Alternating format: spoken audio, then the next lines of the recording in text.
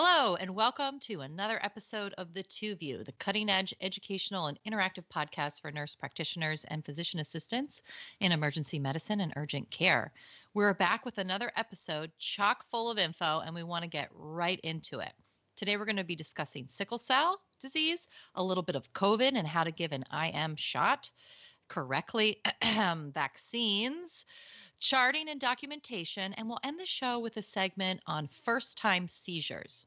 I'm here with my co-host, as always, Michael Sharma, PA. Great to see you. Thank you, Martha. Man, I'm really excited to talk about this. I mean, I probably saw each one of these issues come up over the course of my past week in the ER to some degree, so this is great. Let's start out by talking about sickle cell disease. This is a very complex and difficult disease to manage, especially by emergency clinicians for many reasons. And it's very important for us to know how to treat it in our practice setting. Yeah. And side note, Mike, we know that each and every sickle cell patient is super unique and has very specific needs. So not only with pain management, but also with the workup in the plan, sometimes observational stays or admissions, sometimes pain crisis management and assurance that we have not missed an underlying complication or diagnosis. So most likely you will get to know these patients in your community and create what I hope is a powerful relationship of trust, safe practice, care, compassion, and sometimes creativity. I'm going to go off script here for a little second. It sounds like you have a patient or two you had in mind when you were writing this. Is that fair to say? Absolutely. I always have patients that come to mind when we talk about certain diseases or illnesses or processes that will give us a frequent flyer, whether that be drug or alcohol abuse, chronic pain syndrome, a lot of the chronic abdominal pains are hyperemesis, gastroparesis patients, DKA, my homeless patient population. I could go on and on and on. These people I get to know, and I really feel, strongly about creating a sense of a powerful relationship with them. I really agree with that, all of that. It felt like such a coincidence the other day. I was flipping through my emails as I was getting ready for this discussion, and I saw an email from, one of these major medical websites that we all get emails from, and it offered this free interactive training session on sickle cell disease. So I went through it just to kind of humor myself and see what they were offering, and I applied some of the things we're going to talk about today. And what I thought was great was, number one, at the end of the session, it displayed, what percentage of people who had previously taken this little training session had selected, this intervention over that intervention. And number two, what was striking was that there were large amounts of clinicians who were doing things that would be considered below or even against the modern standard of care for sickle cell disease. It really highlighted to me the need for an updated discussion. Let's go through the American Society of Hematology 2020 guidelines for sickle cell disease and management of acute and chronic pain. We could do a whole hour on all aspects of managing this disease, but we are going to focus on the acute pain management aspect and also, throw in a few other important clinical pearls for general management in the emergency department, especially during the COVID-19 era. These guidelines can be found in the journal Blood Advances, which, if you're going to start a new medical journal, give it a name that sounds like a heavy metal band, like Blood Advances. That's pretty cool. This is in the June 2020 issue. We will, of course, have links to this guideline, the other articles and websites we reference throughout our podcast at our website. That's 2view.fireside.fm. That's the number 2view.fireside.fm, 2view.fireside.fm. All right, great. And again, we'll have lots of liner notes for you as we go along. But first, Mike, let's do some background on the disease. Sickle cell disease is considered a rare disease, but it's probably the most common of the rare diseases. That always sounds a little strange to me, but in the U.S., with approximately 100,000 people suffering from it here.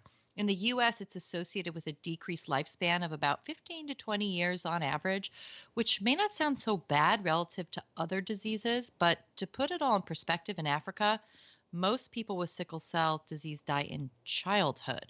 Yeah, it's known as one dialect on that continent as Akukufalubi, meaning he will die tomorrow. So that really paints a picture on how lethal this thing is at a young age. It is, of course, an inherited disease, and children can start having chronic and acute pain from what we're going to talk about today, these vaso-occlusive crises, as early as the first year of their life. As much as this guideline was published in a hematology journal, they did a great job of bringing in a whole team of clinicians to develop these guidelines. There were patient representatives, actual patients with sickle cell disease, an emergency medicine physician. Martha, you'll be thrilled to know they brought in a nurse practitioner as Whoop, well. whoop. And I think it's important because, the way that patients' needs with sickle cell disease are best managed are with a multidisciplinary team. There's other medical conditions that, we fix in the ER. That's our lane completely. We don't solve all of sickle cell disease in the ER, but we are a critical part of managing these pain crises and also recognizing the more serious complications when they come up. Right. Well, we're going to skip talking about some of those more complicated issues like acute chest syndrome and infections and osteomyelitis today and focus on the vaso-occlusive crises. Specifically, we want to help optimize our management. There is a spotlight being put on opioids. Clinicians are being tracked on their prescribing habits and measured up against other clinicians, almost like, we do for discharge times or door-to-doc times, to the point where we may be reluctant to give opioids. And, it's creating this sort of new sense of concern. And it's been ongoing and it's stressful for everybody, especially the patients, because they're in pain. Well, our familiar faces, like we talked about earlier, they might have a pain plan and they want to stick to that plan. And all of a sudden, they're not getting their pain meds. So the chronic pain is a feature of sickle cell disease, but that's different from the acute vaso-occlusive crises or VOCs in sickle cell. So sickle cells plug up circulation and cause ischemic injury. These are acute events and are separate processes from the chronic pain that patients are dealing with. And think of all the other painful acute ischemic events that we deal with in the ED. There's acute coronary syndrome, acute mesenteric ischemia, acute ischemic limb, testicular torsion, ovarian torsion.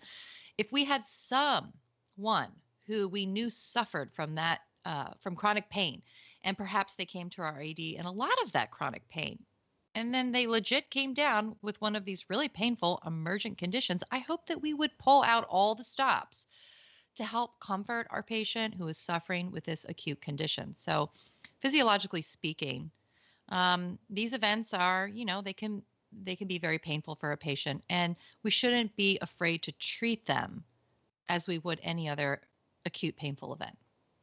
I totally agree. This is a separate process in the same patient. You're going to hear us use words like recommends and suggests. These are straight from the guidelines, where recommend is used as a strong strength recommendation, where most patients want this course of action. Most clinicians should follow this recommendation.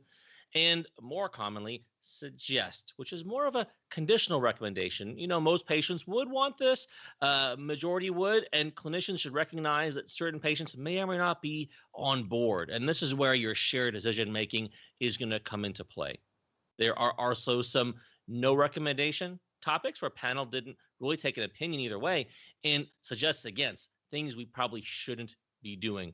Let's kick off with talking about opioid pharmacological therapies for acute sickle cell disease pain. Now, the first recommendation the panel recommends, so strong strength recommendation, rapid assessment and administration of analgesia within an hour, 1 hour, 60 minutes of ED arrival, and reassessment every 30 to 60 minutes after that of how their pain is coming along. And for those of us who work in busy settings, the first question is, how? How are we going to manage that? Well, I think we kind of get on board with giving sickle cell patients a higher ESI from triage in general, kind of noting that, hey, we need to get patients their pain relief of this VOC quickly. And also, hey, there could be other stuff going on that if we're just thinking about the VOCs, we're going to miss this other emergent thing going on. Well, it also takes time to get these medicines into a patient. So consider your non-intravenous routes of administration. They talk about subcutaneous or intranasal routes of analgesia. We're going to have a table in our show notes, but I also would put a plug in for oral morphine, immediate release tablets. Okay, given it the right dose, these can provide very similar levels of pain relief to intravenous morphine. Another way to get these patients some relief quickly is the next recommendation, which may be a little bit controversial. The panel suggests tailored opioid dosing based on baseline opioid use, prior effective therapy, and patient preference. Now, I've seen in certain EDs where they have this very protocolized, one size fits all. Everyone with a VOC gets these pain medicines in the sequence guideline that all their clinicians follow. And that has its benefits, but that doesn't acknowledge the fact that, like Martha said earlier, each sickle cell disease patient is an individual. Yes, they may all have the same diagnosis code, but how the disease affects them and how they interact with the disease and everything else in their lives is not the same across the boards. So what the guidelines panel is suggesting that each patient has a plan, individualized per patient, meds and doses that work for this patient, preloaded in the EMR, let's say, or some other quick reference book for your department. And how I think that can speed times to pain relief is that, some studies suggest that earlier and better treatment of pain can lead to faster discharge and lower hospitalization rates, especially if you have that number and dose and medicine already plugged in. A clinician can run up, see the patient, say, yes, hey, we're executing our pain plan, and the nurse can, or whoever, can just go ahead and administer the medications without this patient, or sorry, this clinician having to hem and haw over what do we give for this patient. We already know what we're giving. A lot of acute pain advocates are pushing recently that this oligo anesthesia, the undertreatment of pain, what it's going to do is lead to more severe and prolonged perception of the pain and can turn a patient who could have been discharged into a patient who doesn't feel comfortable going home. And we have an Annals of Emergency Medicine study from September 2020 in the show notes that are about that. It showed that there is a 48% decrease in time to first opioid. Now think about the last time you were in severe pain, and if you could have cut the time in half to where you got some relief of your pain, that's huge. And a 22% decrease in length of stay in the ED after this protocol was implemented. Now, there was no significant change in this study on disposition or length of inpatient admission, but that's just this study. There are other studies in pediatric patients, let's say, that have shown improvements also in reduction in admission rate and reduction in admission length. All right. So very, very good stuff, Mike, on opioids. Now, there are lots of other studies that look at pain treatment and giving the right dose of pain medication, even for people who have opioid addiction, and treating their pain appropriately. So just another plug, if you didn't get a chance to listen to our awesome pain talk that we did with Sergey Motov, it is available on our YouTube site. So I'm just going to throw that out there if you haven't had a chance to listen to it. Let's talk a little bit about non-opioid pharmacological therapies for acute sickle cell disease pain. Now, a recommendation 2A panel suggests a short course, 5 to 7 days of an NSAID, in addition to opioids for acute pain management.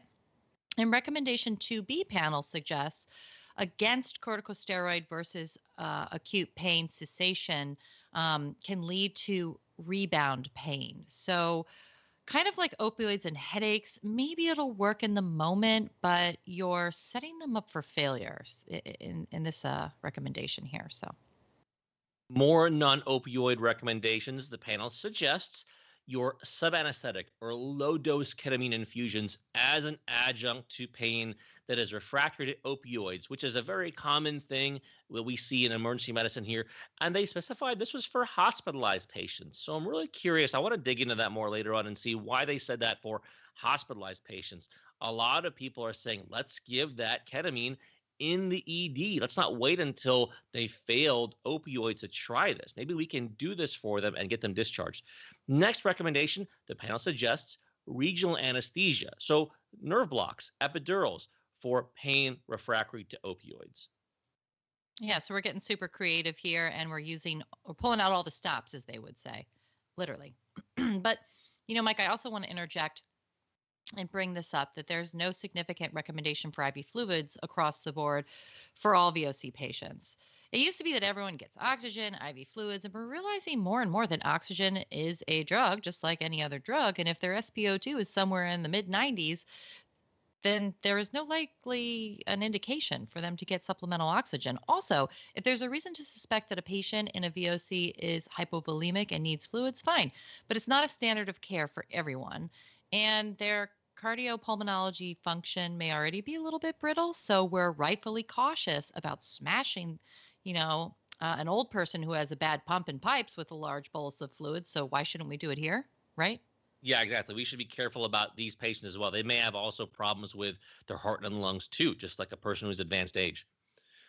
Other non-pharmacologic therapies.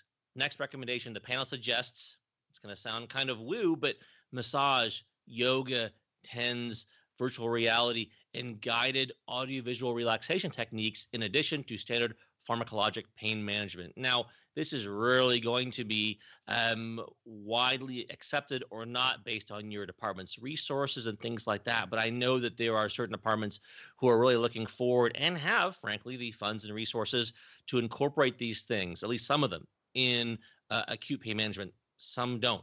And so that's where the multidisciplinary team comes in. There was no recommendation on acupuncture or biofeedback.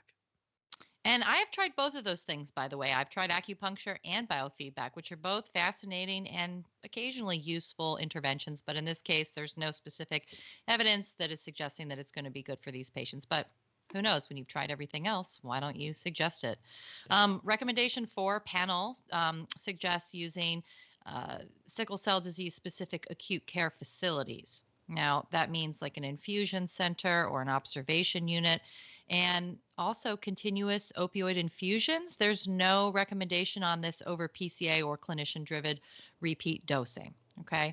The panel also suggests against chronic blood transfusion therapy versus recurrent acute pain or chronic pain. There are some situations in which you would want to perform blood transfusions, but not just for pain, okay? Right. Yeah, exactly. There's certain of these complications where blood transfusion is kind of the treatment, but not just because they are anemic there in your ER. Well, that wraps up our discussion of the American Society of Hematology 2020 guidelines on acute and chronic pain management of sickle cell disease patients. There is so much more out there when it comes to emergent complications of sickle cell disease and best practices. We're going to have more links on our website,toview.fireside.fm, to a great emdocs.net article on sickle cell disease, as well as the MRAP Corpendium page on sickle cell disease, so you can read more as desired. You know, I did promise some COVID-19 spin on sickle cell disease, and here it is. Many sickle cell disease patients who have COVID-19 can sometimes present as a pain crisis first, without fever or pulmonary symptoms like we're used to seeing for our COVID-19 patients. And if you anchor on seeing a sickle cell patient as just their vaso-occlusive crisis, you might miss the fact that this is an early presentation of COVID, and you should be testing them when they come in for their VOCs and warning them that, hey, if you develop fever or pulmonary symptoms in the next few days or anytime, you should immediately come back here so we can reassess you. We know also that there are hypercoagulability issues with COVID-19, and that can be really problematic in a sickle cell patient, considering what's going on with their pathophys. You want to be aggressive with testing for COVID-19 in our sickle cell patients and keep the possibility of these hypercoagulability complications like PE in your head, and aggressively educating on the patients as far as what to look out for, especially if they get a positive COVID-19 test. Yeah, all great information, Mike. All right, so let's move on to talking about our procedure of the month, which is intramuscular shots. So I thought we would lighten things up a little bit by talking about COVID, right? But although I want to talk about COVID, what I really want to talk about is giving the vaccine. And I want to talk about intramuscular shots. With the recent vaccination rollouts for COVID-19, more and more healthcare providers have been called upon to give immunizations. Traditionally, our nurses, play a major role in giving medications and administering shots, but it's crucial that all healthcare members are properly trained to give intramuscular shots. There's lots of physicians and nurses and NPs and PAs that stepped up to treat patients in the emergency room. They came from outside of the ER and picked it up in the ER and in the ICU and places like that. And now a lot of them are now pivoting to get involved in the COVID vaccination efforts to help stop the spread of the disease. This month, we're going to outline the proper technique, showing you, in case you forgot or need some, updated tips on how to administer an intramuscular shot in light of this pandemic. And there are definitely different vaccines on the market and more every month. The actual technique is all the same. The vaccine has to be given intramuscularly, and there are a few special considerations to take into account to make sure you're in the right place. Right. So let's start by outlining the process and the procedure. And all of this will be available with photos, videos, and descriptions on www.theproceduralist.org. And we'll put it in the liner notes as well. That's www.theproceduralist.org. So first, you're going to prepare your syringe with your selected vaccination. Now, keep in mind that the Moderna is a 2-shot plan, so you get 1 shot, and then you get another shot 4 weeks later. It comes in a 10-dose vial, but we've been getting like 11 or 12 doses out of some of them, which I find very interesting. And Pfizer is a 2-shot plan as well.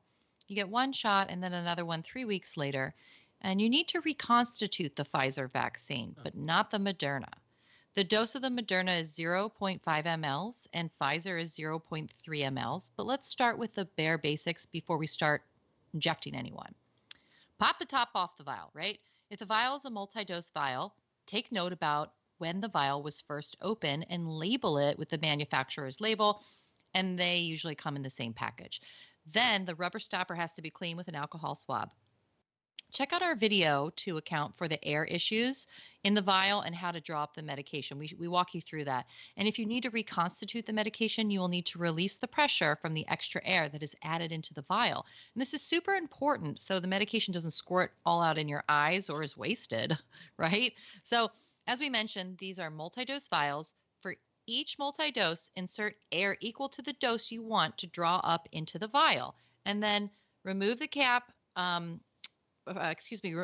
clean the rubber stopper every time because we don't want to contaminate anything in there. And be careful not to touch anything else around there, right? And there's some debate about whether you should be wearing gloves or not, and if you should wash your hands in a sink between each shot. I think the best practice is to wash your hands if you have a sink, but there are also, and wear gloves. But the technique I like to do is a new set of gloves and hand sanitizer in between each patient. So you can look at these videos. Video 2 shows you some highlights on our website here of how to do all of this properly. So right, you greet your patient, you wash your hands, you do that for 20 seconds, or you use the alcohol sanitizer. And then you're going to locate the site by locating the acromion process, just measuring 2 to 3 fingers below it over the deltoid muscle of the arm. And then you clean the site with an alcohol prep, give it a few seconds to dry. And it's best that you sit next to your patient who is also sitting when you give the shot in the arm. Have their patient sort of shake their arm out and engage that muscle and then relax it so that when you go to give the shot, they're nice and relaxed and the muscle isn't tense.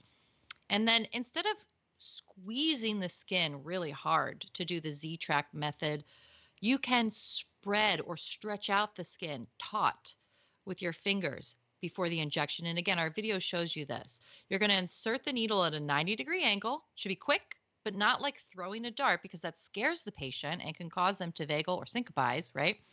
And then you're slowly injecting the medication. And here's the key here. Each 0.1 mLs of fluid should be 1 second of administration. So if I'm giving 0.5 mLs of a shot, that's going to be 5 seconds. 1, 2, 3, 4, 5.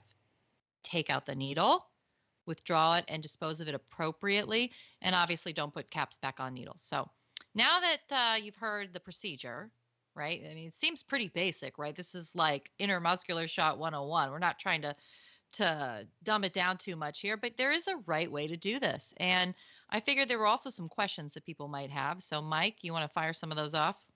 Yeah. So you mentioned the vaccine is going into the muscle, right? So which muscle are we talking about here? Talking about the deltoid muscle of the arm. This is the best place to give the vaccine. Okay, excellent. And we're kind of locating it with what landmarks again? We're using our fingers here and we're pushing on where? So we're finding the acromion process and it's located at the top of the arm there. And then you're going to do 2 to 3 fingers down from that on the deltoid muscle. And you can make a triangle with your finger, or you can spread it out with your thumb and pointer finger as you go to give the injection. Okay. I've seen folks before when they give shots to kind of like massage the medication in. Is that something that you recommend? Absolutely not. Let the medication stay where it is because you used a ZTrack method to insert the medication, and don't massage it because that's going to put it all in the subcutaneous tissues. Okay. And then you talked about the ZTrack method again. Can you kind of elaborate on that a bit? Yeah, so this is a great method. It allows the skin sort of to close back over the injection site. and that keeps the medication deep in the muscle. And the best way to achieve that ZTrack method for vaccinations, like I said, is to stretch the skin, not pinch it. And I love the video because the nurse that gives you your vaccination does a really good job. Yeah, exactly. I wanted to quiz her to make sure that she was going to do it right because I've heard these kind of horror stories. So, other reason why I'm glad we're doing this episode here and this segment here. How about a Band-Aid? I got a pretty plain Band-Aid for my shot. Yeah, you don't need a Band-Aid. Okay, like you just don't. The ZTrack method is used. It's not going to bleed. All right, and even patients on blood thinners or aspirin, they're not going to bleed either. And once in a while, you'll get a bleeder. Okay. A lot of folks talk about the discomfort locally with the shot. Can we do a heating pad? Will that either help the vaccine get taken up or with comfort? Sure, I think a heating pad's okay. It's no big deal, but it shouldn't be scorching hot and it shouldn't involve massage. Okay.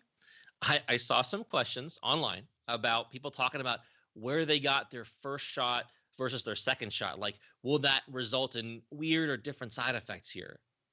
No. You can Okay. No side effects. And you can pick, if you got your shot in your right arm, the first one, you can get your second shot in the right arm if you want. It doesn't matter, just whatever they want. We did get some interesting questions. And, this is a good point. What if a patient doesn't have any arms, right? Well, the answer to this is that you can use the vastus lateralis muscle of the thigh. Let's hope these patients are few and far between, but they can get shots too. There's lots of different kinds of needles you can use here. What needle size and, gauge are you recommending? So for men and women who weigh less than 130 pounds or 60 kilograms, a 22 to 25 gauge 5/8 inch needle is sufficient. And that's great. You can use that for the deltoid muscle.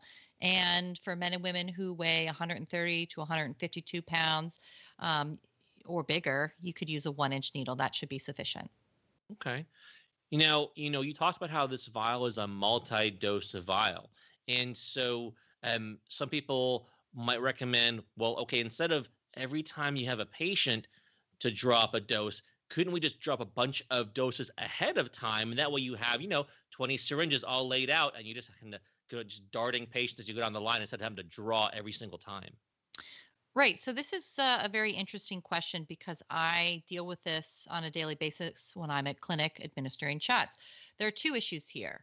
Drawing up the vaccine in advance is debatable, and many of them do have the multi-dose vials, but they also have a shelf life outside of the fridge. So you need to be familiar with each of these recommendations. And typically a vaccine is good for about 1 hour in the syringe after drawing it up. If you're running a clinic, you could probably draw up 3 to 5 shots at a time and have them ready to go. But this is the other problem, the second problem you might run into. A patient might say, how do I know that is the vaccine that you're giving me? I've had so many patients say that to me. And I say, that's okay. I'll just draw up another shot for you. And they watch me pull up another shot from the bottle. And they're like, okay, I feel better now. So, got to do what you got to do. All right, that's it for intramuscular tidbits. We urge you to either volunteer or even get a paid gig for a vaccine clinic if you need a breather and take a day where you can make people cry with joy instead of cry with pain. So let's move on to our next topic. Okay. Well, I am passionate about a lot of things in medicine and education, but one thing that maybe sounds kind of nerdy is that I'm passionate about good charting. And maybe I think it's because I'm passionate about communication between people of all kinds. I want to give a quick shout out. Dr. Greg Henry, one of our esteemed long-running faculty at the CME, gives one of the best talks about charting and medical legal advice at our boot camp courses. I cannot recommend attending enough to hang out with us, to meet Greg and listen to his talk, because he gives so many amazing tips from decades of practice, not just clinical practice, but also medical legal chart review and expert testimony here. It's a wealth of knowledge here. And I'll try to avoid not duplicating stuff he's going to say. Yeah, he's one of our favorites. And he definitely has some great stories, not only about the charting and medical legal stuff, but just interacting with patients and what he's learned over the years. So, he's definitely going to be there at our course in July. He has told me that he's going to come. So all right. I'm hoping that everybody will also join us. So yeah, we learn about charting in school, but usually before we've started to see patients, right? We're learning about charting as clinicians. And then we start to appreciate where charting can either save or fail you or a patient. We're so worried about learning pathophysiology and pharmacology that charting can be a distant thought at times, right? Well, that's in school. And then, you fast forward to clinic or the ED and, think about the time you got a complex patient who maybe had been there 3 or 4 times that month or week, and you read an old chart and all of a sudden everything makes sense. Your ability to care for that patient that day was enhanced by that old chart written days, or maybe even it was written weeks or months ago, especially if it sounds like something weird happened during that encounter and the other clinician explained why this weird thing happened. That's what I'm talking about when we're talking about good charting. It's not always long charting. I mean, ideally, it's not, because we've got other stuff to do. We got patients to see. So some of the best communication, as we know from sitting in meetings or reading emails, is brief, but it packs a punch. And so when I talk about good charting, it's charting to help your patient, help your fellow clinicians, and maybe it's charting to help yourself down the road as well. Right. And there's a lot of reasons why we chart: communication, like Mike mentioned, and like you kind of hinted to, protecting yourself med legally. I mean, there's also quality improvement, research, utilization, risk management efforts that can all be helped with appropriate charting. And yes, billing, of course. But we're going to talk superficially about billing today. If you're concerned about how appropriately your charts are going to be billed, consider talking to your coding or billing people, because you buy them a nice lunch and you ask them to do a couple audits for you, and they're your best friend. So, there aren't any best practices you're missing out on, or things that you think you're helping that, sometimes you really aren't helping. So make friends with these people, find out what they want, try to give them what they want so that both your jobs are easier. Yeah, sometimes my coding and billing folks have really shined a light on things I could maybe skip or things I should be putting in that I'm not. Well, Martha, let's start with the history up front here. How deep do we need to go? How deep do you usually go with documenting history? There's a lot of acronyms to help you organize your thoughts and documentation. There's one particular acronym. And what was that one, Mike, that you had mentioned earlier? Well, I like OPQRST. Okay. So do you use that one at all? I don't use that one that often. I like the old carts sometimes to get that history, but I think, like, if you're going to ask things like OPQRST, like you said, the onset, what were you doing when it happened? Did this come on suddenly or gradually, and getting sort of just that idea of when this started, because that can make a big difference with your diagnosis. And then the what does the P stand for? Remind me. Yeah, provocation and palliation. Those are big That's right. there, right? Thanks for the help on that, right? So what makes it better or worse? And also quality. Describe the pain. You're describing basically what it feels like, and then, of course, radiation. Does it shoot anywhere? And then the S, severity. How bad is your pain? And then the T, timing. When your pain comes, how long does it go for? Are you in pain right now? Have you been in pain since birth? All these questions about the timing. So if you address 4 of those points, you meet the criteria for detailed or comprehensive billing for the history of present illness. So hit on 4 of those. Yeah, you don't have to hit on all of them. I think 4 is plenty adequate to tell a story, which is what we're trying to do anyways, right? Let me zoom in on a few of those things. Severity.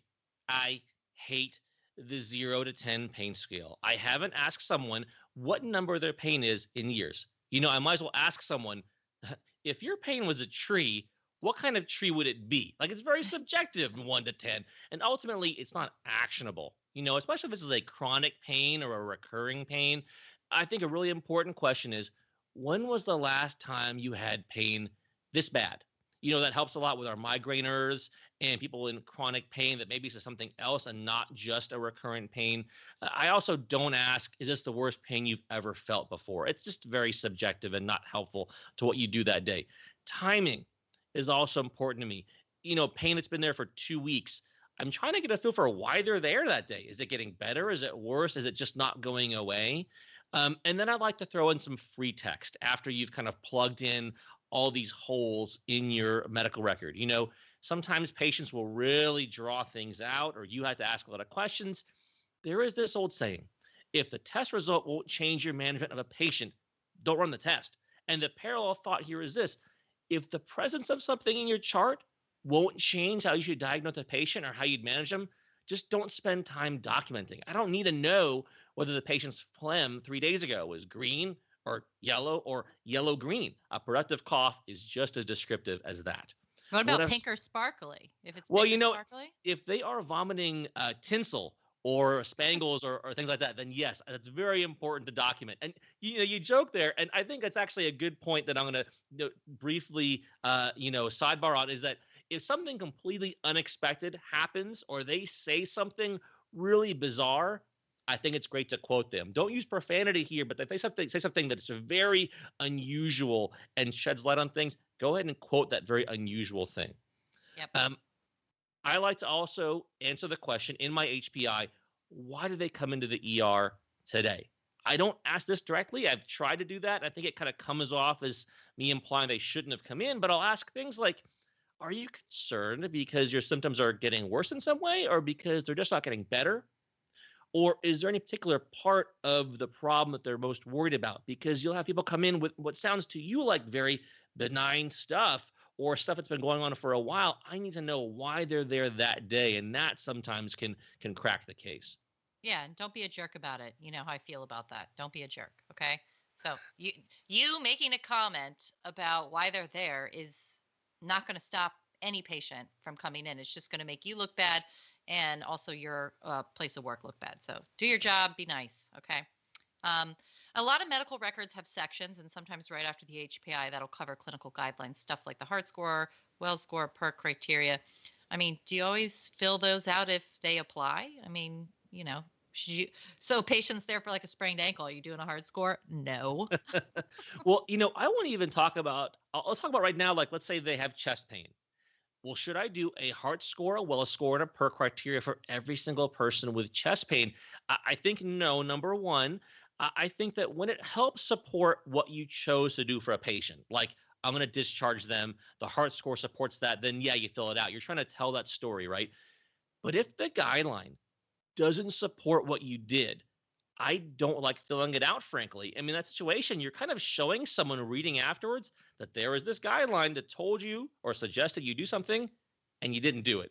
We've emphasized a lot in this podcast that guidelines are just guidelines and they're not rules. That nuanced understanding of what guidelines are and are not is not really understood by everybody out there reading your chart. Yeah. After this review of systems, you're going to go body system by body system, checking off pertinent positives and negatives. And this can blend in with your HPI a bit because you're probably already have talked about some of these a little bit. We're all trying to save time when we chart, and this is a great place where I think you can save some time. Resist the urge to double chart something. If you already charted a pertinent positive or negative in your HPI, you don't have to chart it again in your review of systems. They can read up a paragraph, right?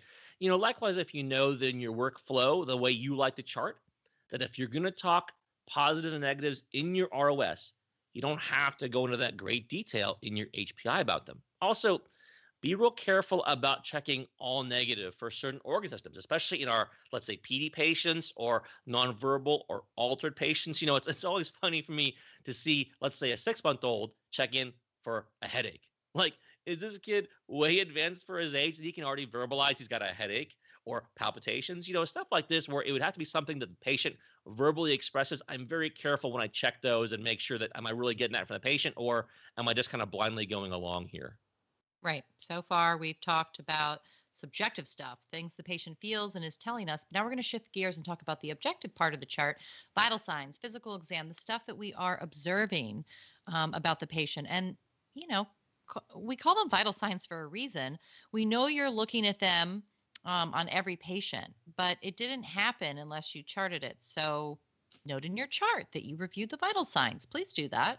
It sounds kind of silly, but I think it's very important, and especially if they're abnormal or if they're technically normal, but just not what you'd expect for a patient with that presentation. I comment on the vital signs and why I think they're the way they are. Maybe I think it's because the patient is in pain or having anxiety. Maybe they're off certain medications. I think it shows that you recognize something was weird there and you're making an effort to address the cause, or that it's totally okay this person's vital signs are unusual. Like they have influenza, so of course they're going to have a fever and a little bit of tachycardia here that goes along with their fever here. And here's why I'm discharging this patient with fever or with tachycardia. It's okay to discharge patients with abnormal vital signs. Just make sure you talk about why. Yeah. And I've read physical exam sections of charts before where it looked like there wasn't a single multi-syllable English word in the whole thing, like WDWNAAF heart rate RRR with no MRG, lungs CTAB with no RRW, that sort of thing, right? Yeah, I just LOL.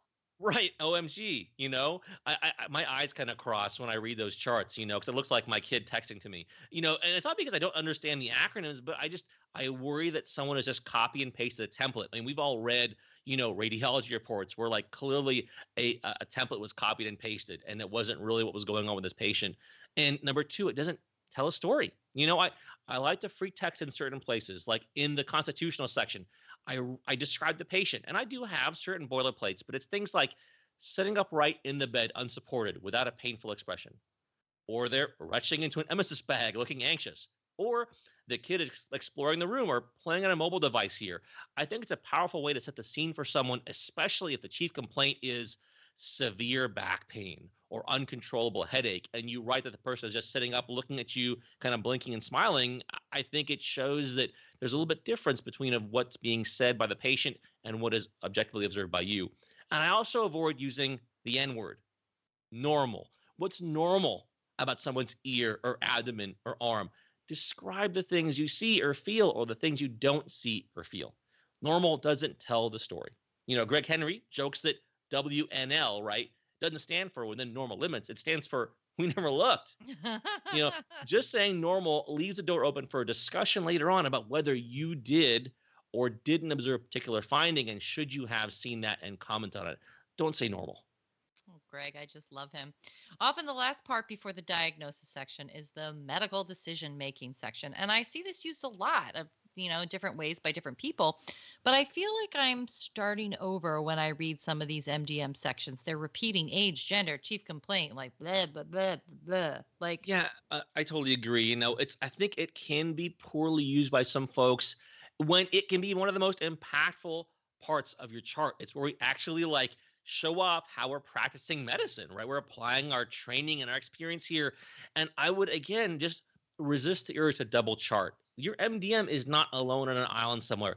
It's attached to the rest of the chart. The person reading it can see this person had a certain age and gender. So if you already said it, don't say it again unless you're doing something unorthodox. I think that's where I kind of like highlight, hey, I'm not doing XYZ because of this. It can be really straightforward for a straightforward issue, but for a more complicated patient, it really should capture how you had to think about potentially multiple bad things going on, how there was some diagnostic uncertainty at certain points, how there are certain things you had to do based on how a patient responded. I think the MDM should almost be like one of your biggest sections here. And thinking about it more, I think we're just going to table the discussion about MDM, the plan, the discharge instructions for another day. We could go on more, but I don't want to right now. There's lots of places, though, where if I've got your interest piqued a bit, where you can read and listen to this in the meantime. Like we said, we have great talks about charting during our original emergency medicine boot camp coming up in July, live in Vegas, guys. So come on out and join us in Vegas here. Greg Henry and Rick Bucata have a great monthly podcast series through our Center for Medical Education called Risk Management Monthly. I'm a subscriber, and they pool their combined decades of chart reviews and consulting into awesome talks every month, often with special guests, about minimizing your legal risk, doing the right thing for patients, using charting to support those things, and not just, practicing defensively like a robot here. Mike Weinstock wrote a great series of books called the Bouncebacks series. He's a recent guest on Risk Management Monthly. I think it's the November 2020 episode here. You can find this awesome podcast and all these great guests talking about things like the MDM, like I think Mike talked about in November, at www.ccme.org. That's www.ccme.org, the Center for Medical Education. Yeah, special shout out to our friend Weinstock this month. So, yep. Okay, Mike, let's finish out this particular episode with a segment I find one of my favorite topics, and that is first-time seizures. Now, you're going to have to, I might get too excited about this topic, all right? So keep me in check. But if any of you have listened to me in the past or seen me at courses, you know that compassion and care is so important to me. It is the reason why I went into this job in the first place. You cannot lose that caring bone, people. Okay. Remember, this is a very sensitive topic for patients and families, a first-time seizure. No matter who is having the seizure, okay, the family gets upset, the patient gets upset, everyone is concerned. Whether it's a pediatric patient with a worried parent or guardian, or a middle-aged patient with a new diagnosis of a brain tumor, or an elderly patient who may have just had a completely catastrophic event, I cannot stress enough to have compassion and ultimate and utmost care when you see these patients. So, for that parent and that kid, that new diagnosis, you're going to have an overwhelming impact, and you're the person treating them. So treat them with kindness. Yeah, for you, it could just be another shift, but this might be the most important medical visit of their lifetime. So I totally agree. Let's look at a few things. When we look at the epidemiology of seizures, there is a huge chance you'll see a seizure on your next shift or shortly afterwards. There is an 8 to 10% lifetime risk of one seizure in anybody and a 3% chance of epilepsy throughout the population here. About 50% of patients with an apparent, quote, first seizure have had other minor seizures they didn't recognize as seizures. So the patient can be diagnosed as having epilepsy depending on what kind of history you've taken there. Seizures can be triggered by certain stimuli like, flashing lights, reading, stress, sleep deprivation here. In these individuals who have an underlying disorder, these things can trigger the seizures here. And about a quarter of first-time seizures have an underlying cause of some sort. Let's talk about those causes. Yeah, so risk factors and causes, yes. With that being said, seizures can mean or suggest many diagnoses, but your job in the ER is to hone in on possibly the acute causes, immediate treatment, stabilization, and then a discharge plan or admission. Now, this is super fresh in my mind because actually my poor little 3-year-old Labradoodle just had his first seizure yesterday. It was really weird. It was totally bizarre, Mike. I'm not sure what happened to him in the dog world, but the concept of seizures in general is the same for most living things. And side note, the vet is helping us, and we have yet to find a cause. Lord knows I'm not letting him drive, okay? But back to what a seizure is. A seizure, of course, is this burst or explosion of sorts of uncontrolled electrical activity between the brain cell, neurons, nerve cells that cause a temporary abnormality of some sort in the muscle tone or the movement. That's stiffness, twitching, convulsing, confusion, ataxia, or even limpness. So they could also change their behavior, sensations, state of awareness. They could just stare. Remember, not all seizures are alike. There's several different types of seizures, from grand mal, convulsing seizures to absence seizures. And the cause can be anything from acute intoxication or ingestion, medication, trauma, head bleed, fever, to brain tumor or underlying epilepsy. But don't panic. We got you. Right. We have links on our show notes from different places: the American Association of Neurological Surgeons, the American Academy of Neurology, the Merck Manual, the Mayo Clinic, Johns Hopkins. They all have little patients' educational pages that explain seizures. And so, if your department does not have, if you kind of read over your discharge instructions, which, by the way, I highly recommend, you have to know it's not just enough to hit a button and print out discharge instructions. Please read them. Sometimes they get a little out of date, frankly, So if you don't like the one in your EMR that explains seizures, we have a bunch that you can print out from our website, twoview.fireside.fm, that explains seizures to patients better. It's great that you have a discharge plan for them because they're going to want to know, what do they do next? Do I have to eat or drink anything differently? When do I see a primary care doctor? Should I see a neurologist? We're going to discuss all those things at the end of this segment. Speaking broadly, there are two major classes or groups of seizures. We've got your focal onset and your generalized onset. Your focal seizures start in one area of the brain and then kind of spread out across the brain. And they cause, depending on how the discharge is spread, can be mild or quite severe. Your generalized seizures are kind of the ones we think more about, I think, when we think about seizures. They start as focal seizures and they spread across both sides of the brain. They can also occur as generalized onset, where the seizure activity starts simultaneously over both sides of the brain. These usually start during childhood and are almost like, your thermostat surging or a light kind of flashing. There's some sort of abnormal regulation between the two parts of the brain, and that regulation causes the electrical spreading and the seizure. Great description of that. So let's start off with a quick case. This is a 42-year-old male, otherwise healthy, no significant health issues, presents to the ER in a post-ictal state after a witness fall to the ground and he was convulsing per his husband. The husband said he was fine, and then he acted confused and fell to the ground shaking, and that lasted about 1 minute. He didn't lose control over his bowel or his bladder. He didn't vomit, and this had never happened before. He didn't bite his tongue. He also never had a febrile seizure as a child, to his knowledge, or any other seizure. So he had no drug, alcohol use that AM. He wasn't in withdrawal. So he said he quit smoking 10 years ago, and he didn't fall or have any head trauma, hasn't started any new medications, but he has a slight headache now and he feels tired. Otherwise, he feels good. I think all those things you mentioned in the history there are really important things to ask about. I'll be honest, I get kind of oogie when I meet people who may have had a seizure for the first time. So what is our workup here we should be doing?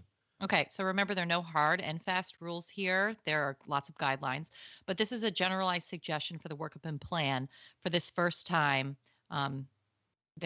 the seizure patient that you're seeing. And keep in mind, this is clearly after you do your ABCDs of all the evaluation, because if the patient is back to baseline now, which is often the case when you see patients in first-time seizures, you don't need to do a bunch of interventions. Now, again, citing from our favorite online textbook at the moment, MRAP's Compendium on seizures, we want to highlight a few things that they suggest. You're going to get a blood glucose level in all seizing or post-ictal patients. This is so crucial. Get a blood glucose level. And also keep in your back pocket, literally, if for some reason they have a seizure again, you could administer benzodiazepines for any seizure that's lasting a long amount of time, greater than 5 minutes. You could give diazepine 5 milligrams IV, or lorazepam 2 milligrams IV or IM, or midazolam 10 milligrams IV, IM, or intranasal, which is my absolute favorite because it's so versatile and I love it. Okay, obtain a head CT, right? You got to do this, and we're going to talk a little bit about that in a second. But we're also going to get lab tests, which we're going to tell you about as well. And then we're going to maybe consider an EEG or MRI. So, this is going to have to do with our consultation with neurology. I'm pretty close hold on my point of care blood glucoses because, when someone who has diabetes and their sugar was high at home, but they're mentating very well and they're not vomiting or looking uncomfortable here, you don't have to finger stick them. You can just get a regular blood glucose, with the rest of your labs here. So, but this is one of the times where, yes, I pull out the point of care blood glucose on our seizures and our stroke-like patients, our altered patients here. So yes, for sure. But you mentioned CTs. You're saying getting a CT scan in a first-time seizures. You're saying this is a yes. Yes. It's a yes. Head CT in first-time seizures is a yes.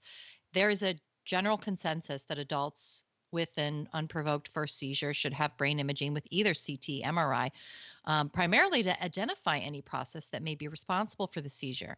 And there is supportive literature for this testing.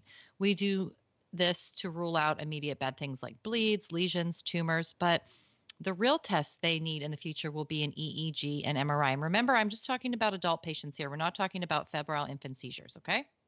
Oh, that's a great distinction. Yeah, because we are so close hold on our CT of the head in our PD patients. Okay, yeah. Well, a CT of the head, great screening test first. Not all of these patients get admitted for the EEG, for the MRI. And we'll talk about, when you would do this towards the end of this talk, but a lot do. And OBS stays in an observational unit or an inpatient unit are pretty common, in addition to consultation with a neurologist. And if you don't have a neurologist on call, then they need to go somewhere with a neurologist on call. Depending on the diagnosis and your workup and whatever weird exam findings you may find here, you're going to have a lot of options with regards to your dispo. You could watch a patient after a short or prolonged post-ictal phase. That's important to do here. The question is kind of when, how long? A lot of guidelines suggest 6 to 8 hours for first-time seizures, but these are, again, guidelines and not really a hard and fast rule. Before you start a medication, an anti-epileptic medication, or any sort of other outpatient medications, please talk to the neurologist. I've seen this multiple times where, we're often sending folks out with their first-time seizure, no medications, okay? You should do serial neurological exams in the department because you want to make sure something is not developing over time here. Document the exams. Document, I'm big on documenting here, right? not just the exam, but the time. When did you do the exam? Really spend some time in the room with the patient as you're talking to them. Watch them as they just do stuff during the exam. Keep an eye on them and see kind of subtle things they are doing or not doing, and get whatever history you can additionally from, let's say, a spouse, like you mentioned, or a parent or someone else that was there during the seizure. Because if it's a real seizure, the patient really can't give a whole lot of history. If a patient is being discharged from your department after you've either, made a plan or done some observation here, lots of teaching is really important. One of the big things is not driving, and that's really catastrophic for a lot of patients, as far as their work and life plan. I mean, thankfully nowadays we have different shared ride services, so there are ways to overcome that, and maybe helping the patient understand that. In the event that they do see neurology, which they should, right? But sometimes it doesn't happen for whatever reason. Make sure if they're going to see neurology, how soon they should see neurology, who they're going to see, especially if you consulted with a particular neurologist here, and when more testing should be done. You, as the EP, as the NP, as the PA, you might think this is just another shift, but you're playing a really key role in the rest of this patient's life with their first-time seizure here, in addition to the safety of the people around them, their family, their loved ones here. So here is the additional suggested workup to rule out some potential causes when nothing's found on CT. Like ideally, you don't find anything on CT, right? So what's next, Martha? Right. So you're going to get some labs, CBC, CMP, ETOH, and drug panels. And you want to obtain an EKG as well to exclude any arrhythmic cause that may have caused syncope. Sometimes people syncopize and they shake a little bit and they think that they maybe have had a seizure. People don't know if you're not there witnessing it yourself. So maybe something else is going on, and maybe it was just like a syncope. But careful history, like we said, of head trauma, including witnesses, is super important for that as well. So keep that in mind. All right. So additional stuff besides those labs, you need to get a pregnancy test in anyone of childbearing age, right? Because then you need to, of course, consider preeclampsia, which is a whole different topic that we're not going to cover today, but it's on the differential. Other things you might want to consider doing is a Lyme panel, depending on where you live, or if appropriate, other toxins. Consider CO2 poisoning. In the event of that, inquire about other home life and habits. You'd be surprised if you just ask, like, are you eating or drinking anything abnormal? Well, yeah, I drank a bottle of antifreeze this morning. You don't know what people are going to tell you, right? So discuss the use of also CBD oils, cannabis, because these have been linked to first-time seizures in a patient that admits to drug use, right? Also drugs like tramadol, theophylline, baclofen, and benzodiazepine withdrawal can cause seizures as well. So look at the patient's med list. You got to do that. And consider any kind of post-concussion syndrome that may cause the seizure, that in-depth history that we already spoke about. And remember that alcohol withdrawal is a huge cause of seizures. And even if their alcohol level is negative, it's important to have this discussion with the patient and look for other signs of withdrawal if this is the case. And then finally, there's some other zebras, like infection. You're going to look at their vital signs, maybe even rhabdomyolysis or lactic acidosis. Okay. Well, I want to talk about real quick, Martha. You mentioned ideally their ABCDEs are good, but if you have to intubate a patient who is seizing and can't maintain their airway here, we're suggesting to use things like propofol, midazolam, and or ketamine for induction. Avoid bite blocks, considering what happens with the mouth and tongue when you have a seizure here. And you can even repeat benzodiazepines if you have to before going to the next drug in your arsenal. If we can get these medications fast into the patient, that's going to increase the success of terminating the seizure here. So really try to get those medications in quickly for these kind of patients here. If you can't get a line, which happens sometimes, right? You can go IM or you can go IN, intranasal too, when you have to. So discharge, this is always the thing for me, right? I don't have to get the diagnosis right, but I have to get the disposition right, whether they should stay or go. MRAP's Corpendium has an awesome summary of this, and we've included that link in our liner notes here. So here are a couple of things, some tidbits from that. Patients with a first unprovoked seizure who are back to baseline, and there's nothing funny about their labs and RADs here, they do not need hospitalization. This is backed up by a lot of literature. Neuro follow-up should be arranged from the ED, if possible, for an outpatient MRI and EEG. So kind of tell patients this is part of the plan. You're going to need more tests. Don't just go home because you're fine now and never follow up again. Patients should be cautioned against, like we talked about, driving, but also bathing and other activities during which, if they were to seize again, would be real dangerous. Ask about their work. What do they do for leisure? And let them know, hey, you probably want to hold off on that too. There are certain states and certain countries, for our international listeners out there, that mandate the reporting of seizures to somebody. So really make sure you know about that, especially if you go to you're working some sort of relief work in a different state you're not used to going to.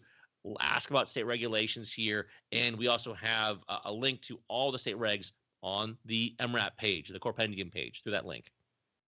All right. And then what about admission? Any patient that you think needs admission, honestly, like they're not right, they haven't gone back to baseline, there's some finding on their CT, they warrant an MRI or further investigation, there's a neurological deficit, a fever, an infection, like I said, positive finding, those people get admitted.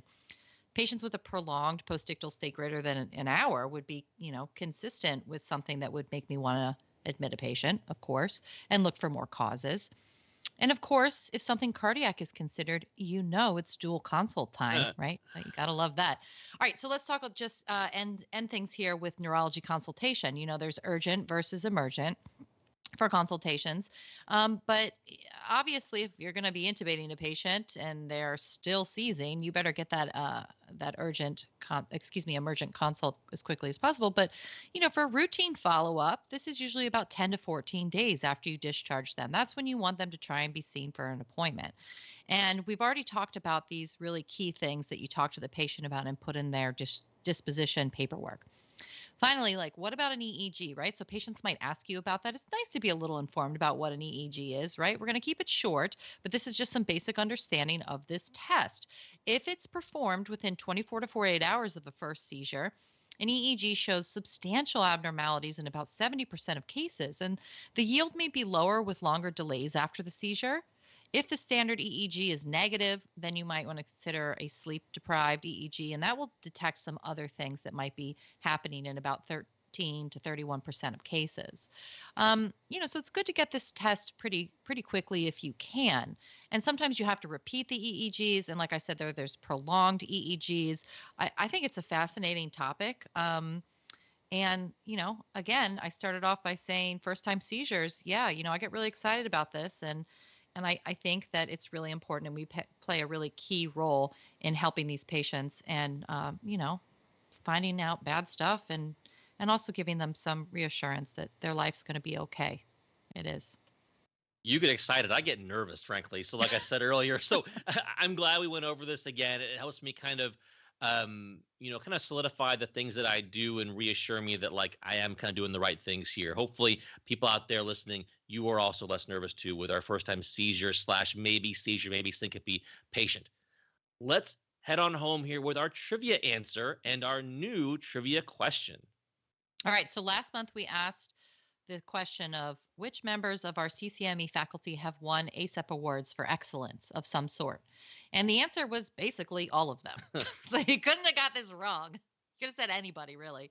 So, we kind of would have accepted answers of Rick Bucata, Diane Birnbauer, Jim Roberts, Greg Henry, Jerry Hoffman, Billy Mallon, Amal Mattu, Al Sacchetti, Ken Milne, Mel Herbert. The list goes on and on and on. Also get excited about those people. So I just wanted to give a shout out to our favorite docs. I love them all. Love, love, love them all. And the winner goes out to Elizabeth Richard Jones, NP from Maryland. Great job, Liz. And she would like to give a shout out to Paige Filio, a newly minted PA from Berkshire County, all right, Massachusetts. That's great. All right. Well, we have 2 upcoming scheduled boot camps this year so far. Our original / basic courses are coming July and November 2021. If you get this next question correct, you will win 20% off of any one of those courses or any other course you want. And that includes our live courses. Come to Vegas, throw some dice with us, have a couple of drinks with us, whatever kind of drink you like. Not judge it. You live your life. You can buy it for yourself. You can give it to a friend. It's your 20% off. So here are our questions, a 2-view question. And it's a 2-view question, right? So there's 2 answers here. we know why it's called sickle cell disease. But who were the 2 people who discovered and are credited to the discovery of why the red blood cells sickle in the first place? What physiologically happens to cause them to sickle? So who are those 2 people? Give us your 2 answers at 2viewcast@gmail.com. That's our email address, the number 2 viewcast@gmail.com with your 2 answers to our 2-view question. Right. So for more information or to give us your feedback, you can email us at that 2viewcast@gmail.com website. You can visit our faculty site and look at all our upcoming courses at www.ccme.org